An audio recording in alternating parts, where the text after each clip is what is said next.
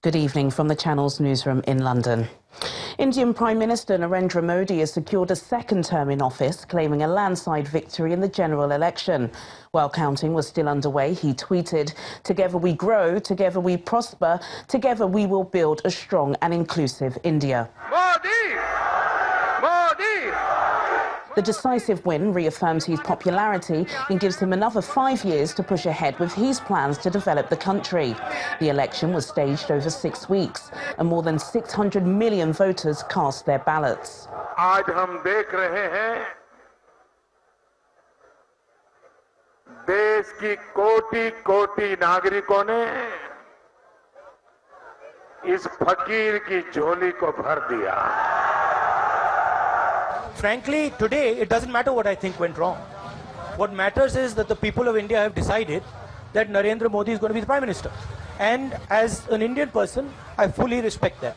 The UK government has delayed the debate and publication of the Brexit bill until the first week of June. It follows speculation that the Prime Minister could soon announce her resignation.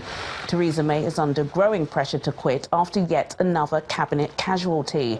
Andrea Leadsom stepped down as leader of the House of Commons, saying she can no longer support the Brexit policy. I felt I couldn't, in all conscience, stand up and deliver the business statement today with a withdrawal agreement bill in it that I couldn't support elements of. So I have no doubts that I made the right decision, and of course it's for the Prime Minister to decide what's right for her and for the country. The Brexit delay means the UK has had to take part in the European elections. Party leaders have been casting their votes across the country. Let's get this right. We have voted to leave, and yet 3 years on, our government and parliament have failed to deliver. They've broken all their promises, and that's why we're in these elections. The results will be announced after all EU member states have finished voting on Sunday. Far-right parties are expected to increase their share of the European Parliament. That's what we are seeing in the polls, that the far right, the extreme right, is indeed taking more seats, more votes, and that's not a good thing, neither for Europe nor for its citizens.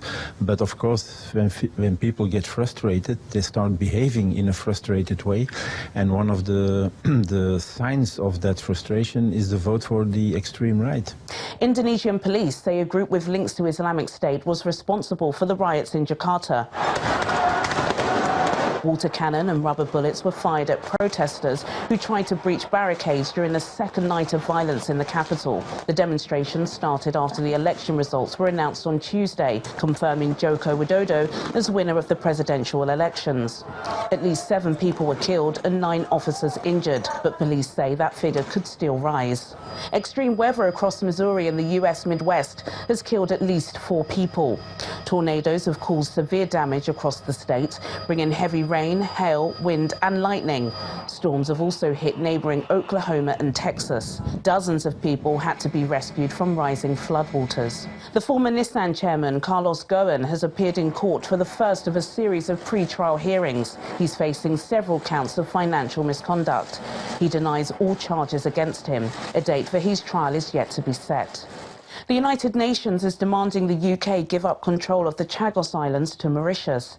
In a non-binding vote, 116 states were in favour of the move and only 6 were against. 56 abstained. It's a major diplomatic blow for both the UK and the US, which have a joint military base on Diego Garcia. Mauritius says it was forced to give up the islands in 1965 in exchange for independence. The forcible eviction of the inhabitants of the Chagos archipelago, which accompanied its unlawful excision from Mauritius, remains a very dark episode of human history, akin to a crime against humanity. Oscar-winning actor Geoffrey Rush has been awarded a record defamation payout. A News Corp tabloid has been ordered to pay the star $2.8 million Australian dollars for past and future economic losses after it published articles accusing him of inappropriate behaviour. It's the largest defamation payout in the country's history. And finally, Uber's pushing the boat out with plans to expand its transport service to include trips to the bottom of the sea. In conjunction with the Australian state of Queensland, the company is launching the appropriately named Scuba, the world's first ride-share submarine on the Great Barrier Reef. pricier than your average trip. The experience, which will run from the 27th of May to the 18th of June, will cost customers over $1,000 a ride. And that's your international news around the world in 5.